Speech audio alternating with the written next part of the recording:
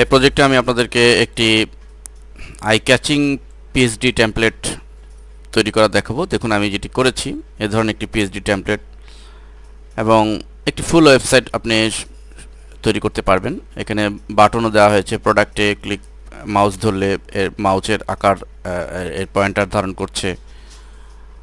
তো শুধুমাত্র ফটোশপ দিয়ে পুরো একটি পিএইচডি টেমপ্লেট আপনি এ ধরনের একটি টেমপ্লেট তৈরি করতে পারেন। তো আমি প্র্যাকটিক্যালি স্টেপ বাই স্টেপ পুরো প্রজেক্টটি দেখাচ্ছি যেন আপনারা ঠিক এরকম একটি টেমপ্লেট অনায়াসে বানাতে পারেন। সেই জন্য প্রথমেই আমরা যে কাজটি করব যে এটি সাইজ নির্ধারণ করব। আমরা ফটোশপে নতুন ডকুমেন্ট নিয়ে 1024x768 সাইজে আমরা একটি ডকুমেন্ট নিলাম। দেন আমাদের প্রথমে যে কাজটি করতে হবে সেটা হচ্ছে যে আমরা যদি ব্যাক থেকে কাজগুলো করি, পেছন থেকে, পেছনে যে কালারটি রয়েছে ঠিক সেই কালার থেকে আমরা কাজটি করব। তো আমরা প্রথমে ব্যাকগ্রাউন্ডে একটি কালার দিব। তো আমরা ফোরগ্রাউন্ড কালারে ক্লিক করে আমরা কালার যে কোডটি দিব সেটি হচ্ছে 292929, ফলে ফুললি ব্ল্যাক একটি কালার আমরা পাচ্ছি। পেইন্ট বাকেট টুলের সাহায্যে আমরা ফিল করে দেব। তো এই সরি, ফুল কালার না, এটি একটি কিছু অ্যাশ মিশ্রিত রয়েছে। তো এরপরে দেখুন আমাদের যে কাজটি করতে হবে তা হলো আমরা প্রজেক্টটি দেখেছি যে উপরের যে টপটি রয়েছে বা উপরের যে ব্যানারটি আমরা দেখতে পাচ্ছি সেই ব্যানার কিন্তু ফুললি ব্ল্যাকিশ একটি ব্যানার। তো ফুল ব্ল্যাক কালারটি আমরা অ্যাপ্লাই করব এবং একটি শেপ তৈরি করব এর জন্য। তো প্রথমেই আমরা রেক্ট্যাঙ্গুলার মার্কিং টুলের সাহায্যে একটি নতুন লেয়ার নিয়ে নিব। নতুন লেয়ার নিয়ে ঠিক আমাদের প্রজেক্টের মতো করে একটি শেপ আমরা তৈরি করব। আমরা ঠিক এই পজিশনে একটি শেপ তৈরি করলাম। দেন আমরা এর মধ্যে যে কালারটি, এখানে আমরা মূলত ফুল ব্ল্যাকিশ কালারটি দিব। যে কালারটি আমরা যদি সবগুলো 111 দিই তাহলে ফুল একটি ব্ল্যাকিশ কালার পাবো, যেটি পেইন্ট বাকেট টুলের সাহায্যে আমরা ক্লিক করে অ্যাপ্লাই করব। এ পর্যায়ে আমরা দেখুন প্রজেক্টে আমরা দেখেছি যে এই ব্যানারের নিচ দিয়ে একটি লাইন রয়েছে। মূলত এখানে একটি লাইন নয়, দুটি লাইন দেওয়া হয়েছে রিয়েলিস্টিক করার জন্য। তো আমরা দুটি লাইন ক্রিয়েট করব। তো এই লাইন ক্রিয়েট করার জন্য আমরা সিলেক্ট করব লাইন টুল।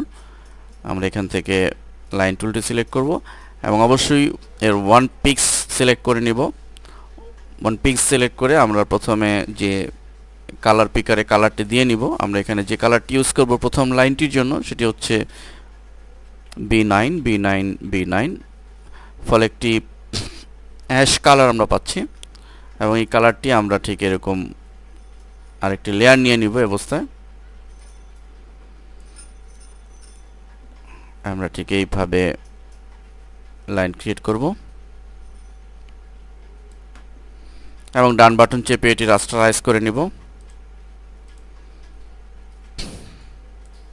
এবং দ্বিতীয় লাইনটির জন্য আমরা কালার কোডটি চেঞ্জ করব, যেটি আমরা দিব মূলত 272727। এই কালারটি দিলে আমরা মূলত ফুললি একটি ব্ল্যাকিশ শেপ পাবো। আমরা এটিকে ঠিক এই হোয়াইট যে শেপটি রয়েছে তার এই বরাবর নিচ দিয়ে আরেকটি ক্রিয়েট করব এবং এটি ডান বাটন চেপে রাস্টারাইজ করে দিব এবং আমরা এটিকে ঠিক এক পজিশনে এনে আমরা প্রয়োজনে জুম বড় করে দেখে নিব এর আউটপুটটি।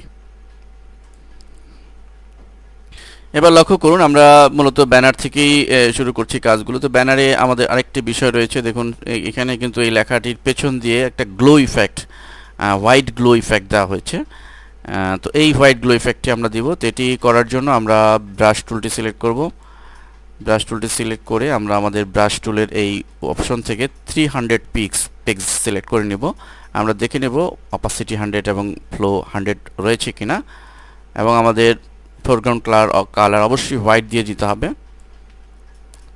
সম্পূর্ণ হোয়াইট দিয়ে আমরা ঠিক এই পজিশনে একটি ক্লিক করব। ফলে একটি গ্লো আমরা পাচ্ছি ব্রাশ দিয়ে, যেটি আমরা করলাম। এবার আমরা এই গ্লোটিকে আমাদের প্রজেক্টের অনুরূপ করার জন্য আমরা এখান থেকে ব্লেন্ড মোডটি চেঞ্জ করে দিব, যেটি হবে সফট লাইট। আমরা সফট লাইট নির্বাচন করলাম। ফলে কিন্তু আমরা আমাদের প্রজেক্টের অনুরূপ হয়েছে। এবার আমরা প্রজেক্টে এই নিচের অংশটুকু কাজ করব। আমরা এখানে লেখা বা এই বাটনগুলো আমরা পরে তৈরি করে নেব। তো প্রথমে আমরা তিনটি শেপ তৈরি করব। দেখুন এই যে শেপ তিনটি তৈরি করেছি এবং শেপের মধ্যে যে গ্রেডিয়েন্ট অ্যাপ্লাই করা হয়েছে, যার ফলে কিন্তু আমাদের পুরো প্রজেক্টটি খুব আকর্ষণীয় হয়েছে। এই গ্রেডিয়েন্ট শেপ এবং গ্রেডিয়েন্ট আমরা অ্যাপ্লাই করব। তো শেপ তৈরির জন্য আমরা এখান থেকে রাউন্ডেড যে রেক্ট্যাঙ্গেল টুলটি রয়েছে, এখান থেকে সিলেক্ট করে রাউন্ডেড রেক্ট্যাঙ্গেল টুলটি নেব। রেডিয়াস 10 রয়েছে, 10ই রাখবো।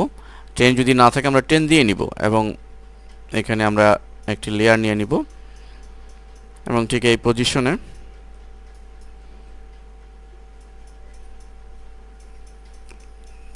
আমরা প্রথমে হোয়াইট কালার দিলাম, কোনো সমস্যা নেই, আমরা পরে চেঞ্জ করে নিব।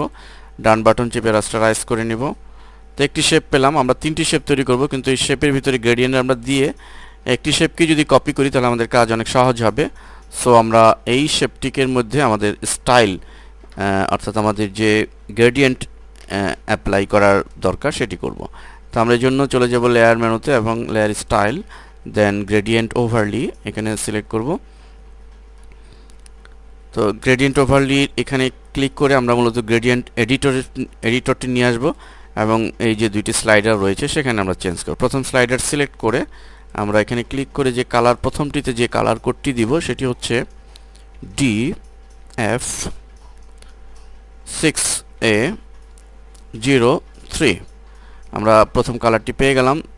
একইভাবে দ্বিতীয় স্লাইডার সিলেক্ট করে কালারে ক্লিক করে আমরা দ্বিতীয় কোড যেটি দিব যে কালারের জন্য F19C05।